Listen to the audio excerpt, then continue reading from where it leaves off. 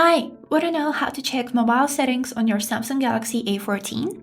So, as a first step, we would need to open settings on our phone and then go to this tab connections. Here we got two tabs which are similar between each other and we can call them overall mobile settings. This is SIM manager and also mobile networks. By opening SIM manager here, you would be able to see all of the data about both of the SIM cards if you got both SIM cards inside your phone, and here you'll be able to choose which SIM cards are preferred for calls, messages, and mobile data. Here we also got more SIM card settings, which is dual SIM always on and also SIM card security.